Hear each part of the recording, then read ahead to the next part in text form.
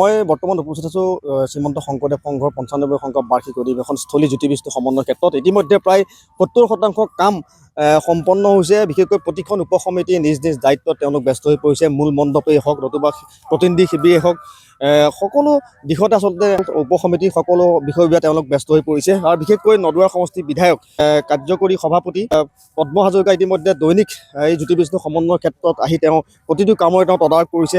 এখন যাতে সৰ্বাংগ সুন্দৰ অধিৱেশন যাতে এই জামুগুৰিহাটত যাতে অনুষ্ঠিত হৈ যায়, তাৰ বাবে তেওঁ প্ৰতিটো দিশতে তেওঁ তদাৰক কৰা দেখা পোৱা গৈছে। বৰ্তমানো পদ্ম হাজৰিকা এই জ্যোতিবিষ্ণু সমন্বয় ক্ষেত্ৰত উপস্থিত হৈছে। মই তেখেতৰ পৰা পোনে পোনে মই তেখেতৰ মনোভাৱ জানিবলৈ মই চেষ্টা কৰিম। মাজত মাত্ৰ 16টা দিন, খুব কম দিন আছে। ইতিমধ্যে 70% কাম সম্পন্ন হৈ গৈছে। আমিতো ভাবোঁ যে জানুৱাৰীৰ ভিতৰত আমাৰ কাম প্ৰায় শেষ হ'ব। গতিকে 6, 7, 8 ফেব্ৰুৱাৰীৰ পৰাহে হ'ব। গতিকে জানুৱাৰীৰ ভিতৰতে আমি কামখিনি শেষ কৰিব পাৰিম। ইতিমধ্যে আপোনালোকে দেখিছে যিটো প্ৰতিনিধি শিবিৰ বা মঞ্চ বা আমাৰ যিখিনি প্ৰায় 300 শিবিৰ নিৰ্মাণৰ কাম চলিছে। গতিকে এই গোটেই কথাখিনি যিটো গতিত চলি আছে, মইতো ভাবোঁ যে জানুৱাৰীৰ ভিতৰত 31 জানুৱাৰীৰ ভিতৰত ইয়াৰ নিৰ্মাণ কাৰ্য যিবিলাক চলি আছে সকলো সম্পূৰ্ণ হ'ব। তাৰপিছত সজোৱা পৰোৱা কাম থাকিব। গতিকে সেইখিনিও আমি সম্পূৰ্ণ কৰিব পাৰিম। গতিকে এইখন এখন আমি আশা কৰিছোঁ যেনেধৰণে বাঁহ খেৰ বা ৰাইজৰ সহযোগিতা, নামঘৰ আমাৰ পদাধিকাৰ বাপ জনাই কৈছে যে আমি যিমান অধিৱেশন পাতিলোঁ আটাইতকৈ ভাল নামঘৰ এইটোৱে হৈছে। গতিকে চাৰ্টিফিকেটখন আমি পাইছোঁ। গতিকে আমিতো বিচাৰিছোঁ যে সৰ্বাংগ সুন্দৰ অধিৱেশন হৈছে বুলি ক'ব ৰাইজে। গতিকে সেইটোও আমি শলাগ পাম বুলি ভাবি থৈছোঁ। কাৰণ জামুগুৰিয়া ৰাইজৰ, তেজপুৰীয়া ৰাইজে যেনেধৰণে ইয়াত আন্তৰিকতাৰে টিম ৱৰ্ক, লিডাৰশ্বিপ সকলো ঠিক আছে। গতিকে ইমান ধুনীয়াকৈ কাম কাজ হৈছে, শৃংখলাবদ্ধভাৱে হৈছে, আন্তৰিকতাৰে প্ৰতিগৰাকী মানুহে সেৱকে যি কাম কৰিছে সেৱাৰ মনোবৃত্তিৰে।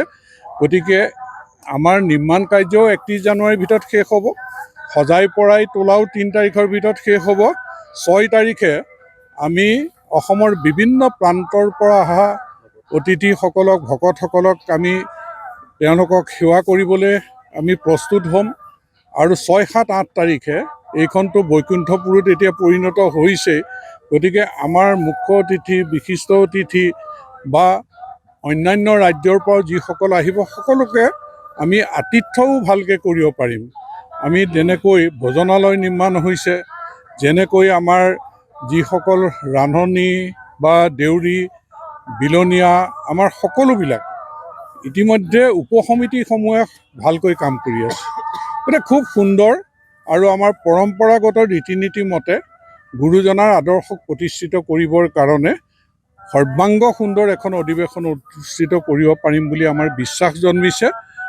ঈশ্বৰৰ শুভদৃষ্টি, ৰাইজৰ আশীৰ্বাদ, সহযোগিতাত আমি নিশ্চয় সফল হ'ম। আপুনি প্ৰতিটো দিনেই আচলতে জ্যোতিবিষ্ণু সমন্বয় ক্ষেত্ৰত অহা দেখিছোঁ।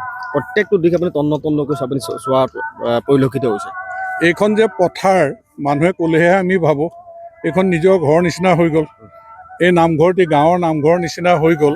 গতিকে ইয়ালৈ নিজৰ ঘৰখনলৈ নহাকৈ যেনেকৈ থাকিব নোৱাৰি, নামঘৰটোত সেৱা মূৰ নোদোৱালৈ থাকিব নোৱাৰি।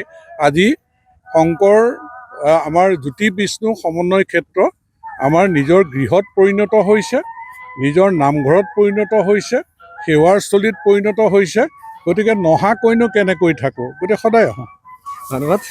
এয়া আছিলে কাৰ্যকৰী সভাপতি নদুৱা সমষ্টিৰ বিধায়ক পদ্ম হাজৰিকা। ইতিমধ্যে তেখেতে উল্লেখ কৰিলে যে 31 জানুৱাৰীৰ ভিতৰত জ্যোতিবিষ্ণু সমন্বয় ক্ষেত্ৰৰ প্ৰতিটো বিভাগৰ কাম ইয়াত সম্পন্ন হ'ব আৰু 3 জানুৱাৰীৰ ভিতৰত সজাই পৰাই তোলা হ'ব।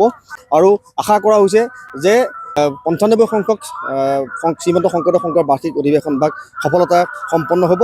আৰু যাৰ বাবে নেকি বিধায়কগৰাকীৰ লগতে শ্ৰীমন্ত শংকৰদেৱ সংঘৰ সকলো সেৱক সেৱিকাসকলো দিনে নিশাই ব্যস্ত হৈ পৰা পৰিলক্ষিত হৈছে।